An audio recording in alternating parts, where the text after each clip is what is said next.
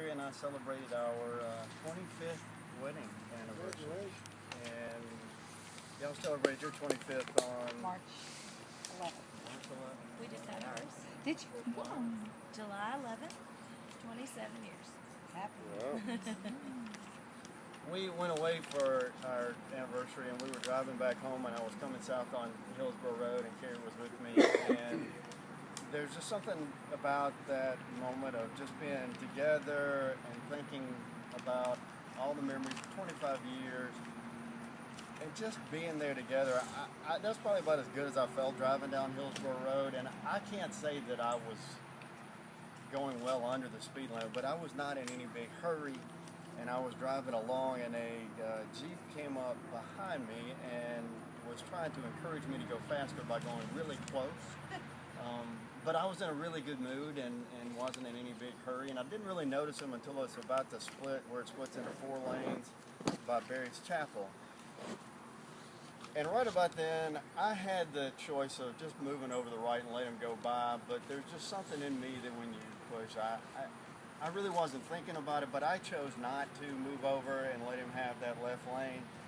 And so he came to the middle of the road past me, and I saw there was a red light, so I wasn't in any big hurry. I was slowing down, and he went past me, and with one single digit raising up toward heaven, he wasn't telling me that I was number one. And so we came up to the light, and there he is in the left-hand lane, and I'm in the middle lane there. So I rolled down my window just to be able to speak to the gentleman. And Carrie, when she wants to make a point, sometimes she uses a lot of words, but with me, when she wants to make a point, she uses very few words emphatically, and she said, "David, no." My window was already rolled down at this point, and then she looked, and the light changed green, and he stuck on the left side, and she said, "Go," and so I did. What I would have said to the gentleman had he rolled down his window and had he looked at me, I noticed that he had a cross on the back of his car, and I would have just said, if you're going to put a cross on the back of your car, just think about how you communicate with others. If you're not, put that, little boy relieving himself, and then the bar set lower. I won't put a cross on the back of my car because I don't want to drive like Jesus. And so I thought about that for a while, and how would Jesus drive? I guess that could be a bracelet. I thought about how would Jesus drive, and I decided that if Jesus came up to one of the intersections, there's a homeless guy there, that Jesus wouldn't give him $1, he wouldn't give him $5. That's how the tooth fairy would drive.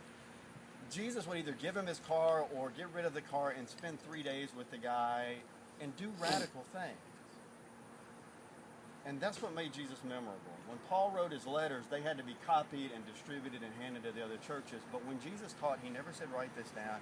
And it wasn't until 30 or 60 years later that people wrote it down. But some of the things that Jesus said as well as did were so outlandish and rocked our way of thinking and living so much that when people gathered like we're gathered here, at the end of the day, they would gather in circles and they would tell the stories of Jesus and they would recite his teachings, and they were so memorable. Blessed are the wealthy. Sure, we get that. Blessed are the poor, or blessed are the poor in spirit, for yours is the kingdom of God. No, that you have to think about. Blessed are you when you mourn, for you'll be comforted. That is memorable.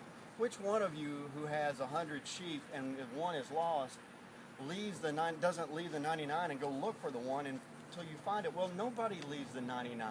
You sacrifice the one for the sake of the whole. For whatever group you've got, you sacrifice the one. But that's why his stories were memorable. And so for our text, it's going to be Matthew 25, the story of the sheep and the goats. And I'm going to try and just do it from memory as if we were sitting in the first generation who kept telling this story over and again because of the images that are there and because of what it meant, but also because it was so far different than how we normally think.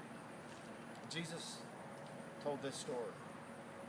He said, when the Son of Man comes and all the holy angels with him, he will gather all the people together, all the nations, and he will separate them, just like a shepherd separates the sheep from the goats. And to the sheep he will put on his right hand, and he will say, blessed are you. come and inherit what has been prepared for you since the beginning of the world. For when I was hungry, you gave me something to eat. When I was naked, you gave me clothes to wear. When I was sick, you came and took care of me. When I was a stranger, you welcomed me. When I was in prison, you visited me. So come. And those on his right hand will say, whoa, wait a minute. When did we do that? When did we ever see you hungry? When did we ever see you naked or a stranger or in prison and do any of those things? And he will say to them, when you did it to the least of the members of my family, you did that to me. And to those on his left, to the goats, he will say, depart from me, get out of here. Go into that fire and torment that's been prepared for the devil and his angels. For when I was hungry, you didn't bring me anything. When I was naked, you brought me no clothes. When I was a stranger, you did not welcome me. When I was lonely, you didn't visit me. When I was sick, you didn't take care of me. When I was in prison, you didn't visit me. And they will say, whoa, when did we ever see you hungry? Or see you sick? Or see you naked or in prison? We never saw you. So when you did not do those things to the least of the members of my family, you did not do them for me. And so the righteous will go to eternal life, and the others to eternal punishment. This is the word of the Lord. Thanks be to God. What I've noticed after many years of thinking about this story is that both are surprised. Neither one of them expected him to say what he said, and neither one of them, looking back over their lives, got it. Because for the sheep, it was not charity. It was not helping somebody who was in trouble. It was just helping out one of them. They considered that one of us. When did we help you? We would remember you. That hungry guy, that was just Bob. In prison, that was Mary. That was us. For the goats, when did we ever see you? We would have helped you, but it wasn't you. It was one of them. And the difference is that for Jesus, he didn't have the same way of thinking about us and them. Think back to when you're Hadley's age and the learning that she has ahead of her. What she will learn is what is hot, because her mother will tell her, no, don't touch that, that's hot. And she'll probably touch something that's hot, and then one day go, oh, that's hot. And then she'll learn cold by being not hot. We learn things by their opposite. She'll learn that there's hot and there's not hot. And the not hot even has a name. And so we think about opposite. So I'm going to give you some. You give me the opposite. What's the opposite of wet? Dry. The opposite of high? Low. Big? Little. Smart? Dumb. Friend? Foe. Ooh, nice. East? West. North? South. Night? Day. Safe? Dangerous. Safe and dangerous will be big for Hattie. There will be things that are safe and things that are dangerous. We think about things in terms of opposites, but we also learn to think about groups in that same manner, because that's an easy way to clarify the world. What's the opposite of us? It's them. And so we polarize. We're a two-party system, Republicans and Democrats, Saints and Sinners. Northerners and... Southerners. Hey. Yeah, we had that last week. Northerners and awesome Michigan. people. My car alarm went off and some people said, Southerners. So we made fun of that all week long. But we think about it in terms of us and them. And so we define ourselves as us, and we often think of them as being just an opposite, because we think in terms of synonyms. Either you're like us, or you're antonyms, you're opposite of us. I played this little game, and you have a lot of time to think driving to Michigan, and especially when they called us Southerners. We were so far up in Michigan that the only place that wasn't Southern or south of us was Canada. And so it gave me some time to think. If you were born in the South, you're a Southerner, and we would say if you're born in the North, you're Northern. If you're born in Canada, what are you? Canadian. If you're born in Mexico, what are you? If you're born in Brazil, you are? Brazilian. If you're born in the United States? American. Right. How come Canadians don't get to be American? Right. How come Mexicans don't get to be American? They do. But they wouldn't say they were Americans. We wouldn't say classify them as American. Now, my friend Willie, who's smarter than I am, said, well, we're the United States of America, so it's just short. But there's also, I think, some wisdom in the way Abby defined it. Said, well, we're not United Statesians, we would be USians. And that's kind of how we think about things. There's us and there's them.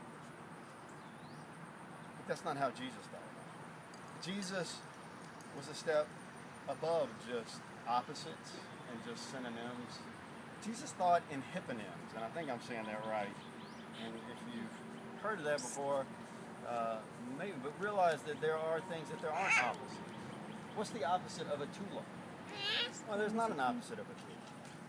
What's the opposite of a dog? Well, dog and cats aren't opposites. What's the opposite of Tuesday? Well, there's no opposite for Tuesday, and there's no opposite for yellow. A hyponym means that it's part of a greater category, and so tulips, roses, lilies are hyponyms of flowers. Tuesday, Wednesday, Thursday, Friday are hyponyms of days of the week. They're not opposites. Yellow, red, blue, they're hyponyms of color. And so for Jesus, there wasn't this us and them. There were children of God. And all these different ways we want to label folks were part of this sense of who we are and this sense of us. My right hand, whoops, I went by your direction. My left hand and my right hand are not opposites. I wouldn't think of them as being opposing, though I have opposable thumbs. They're part of hands. And for Jesus, he didn't see people as being in and out or opposites. He thought of them as part of the family of God. And in that parable, there are those who see all those others as just part of this family, which he called my family. The least of these, they're part of my family. There were those who saw that and those who didn't.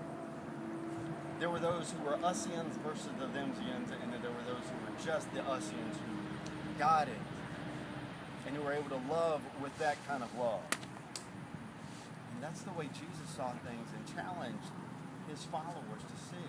An enemy is just one who doesn't get it. Even on the cross, he said, Father, forgive them. They don't know what they're doing. But he wasn't casting them off.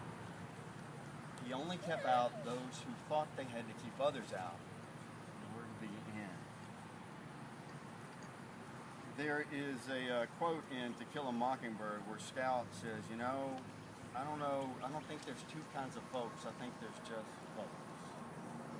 There's a saying that there are two types of people in the world, those who think there are two types of people in the world and those who don't. There's a story of heaven as a big banquet table, and the best food imaginable is laid out before you. And the problem is that the people there have forks that are too long and they can't feed themselves. And that's really not heaven, that's hell. It's when your fork is too long and you can't feed yourself. That's the hell image. Heaven is the exact same table. The exact same fork. People are feeding each other because they reach across the way. They see the other needs as their needs. That's the sense of us. Not that others are opposite, but they're just part of this family of God, which is because God says so, not because we get it right. For Jesus, the righteous weren't the pure ones, weren't the holy ones. For Jesus, the right ones were those in right relationship. Just like you're in right relationship with a compass and being north, Jesus was that sense of the world which doesn't need the them to be us. Which is based in love because you choose to love. So saints, sinners, that's just hyponyms of us. Sober or addict, that's us. All the things that we can classify, that's us. And that's the way Jesus thought about it. And that's a far different way to drive through this world. May we be in that number. Let us pray. As we gather in this creation, as we gather outside with the hills behind us, It's easy to feel one with your world. Forgive us for the times in which we put walls around ourselves and declare this mine. Declare my space apart from others. And to separate in order to try and feel comfortable. Help us to be like Jesus and go through this world comfortable in who we are, comfortable with the people we encounter, and at home everywhere we go, with all those we meet. We've been given family. Help us to be like you and to choose and to build our family based on the love you choose. All God's people say.